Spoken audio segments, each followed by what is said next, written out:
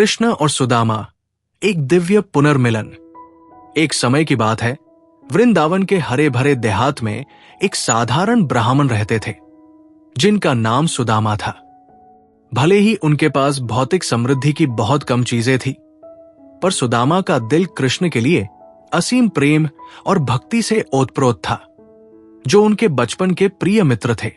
उनका संबंध प्राचीन वृक्षों की छाया में निर्भीक खेल खेल में बन गया, जहां कृष्ण की हंसी पंछियों की चहचहाहट और हवा की सरसराहट में घुल मिल जाती थी।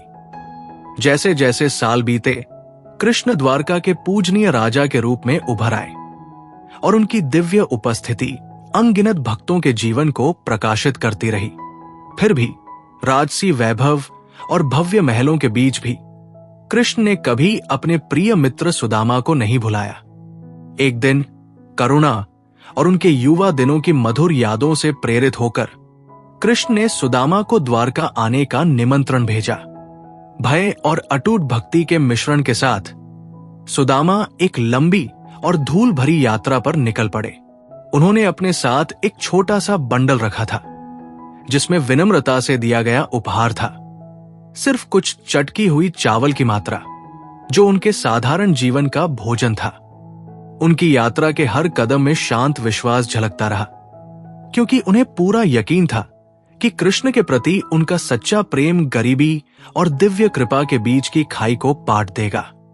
जब सुदामा द्वारका के चमकते शहर में पहुंचे तो उसकी भव्य सुंदरता से वे अभिभूत हो गए, परंतु कोई भी वैभव कृष्ण के महल में उनका स्वागत करने वाली गर्मजोशी की तुलना नहीं कर सकता था। कृष्ण अलौकिक तेजस्विता और मुस्कान के साथ सुदामा को ऐसे गले लगाए मानो वे एक लंबे समय से खोए हुए भाई हों। उस क्षण संपत्ति और सामाजिक स्तर के सभी भेद मिट गए और जगह ले गई शुद्ध निस्वार्थ प्रेम की भावना।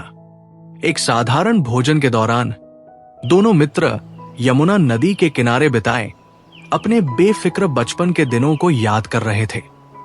कृष्ण ध्यान से सुनते रहे जब सुदामा ने अपने दैनिक जीवन की संघर्षों का वर्णन किया। उनके शब्द किसी कड़वाहट से नहीं, बल्कि शांति और स्वीकृति से भरपूर थे। फिर सितारों जैसी चमकती आंखों के साथ कृष्ण ने एक कोमल संदेश दिया। सच्ची धन्यता सोने या चांदी से नहीं मापी जाती, बल्कि हृदय की समृद्धि और भक्ति की शुद्धता से होती है। कृष्ण की करुणा इतनी विशाल थी कि सच्ची भक्ति से दिया गया ये विनम्र चावल का भेंट भी दिव्य प्रेम का प्रतीक बन गया। जैसे ही सुदामा ने द्वारका छोड़ने का निर्णय लिया, उन्होंने पाया कि उनका साधारण आवास अद्भुत आशीर्वादों से परिवर्तित हो चुका है, जिसने उनके जीवन के हर कोने को छू लिया। परंतु सबसे महत्वपूर्ण बात यह थी कि वे अपने साथ एक अनंत सत्य लेकर चले। दिव्य हमेशा उन लोगों का पक्ष लेता है जो ईमानदारी से अपने हृदय को भक्ति में समर्पित कर देते हैं।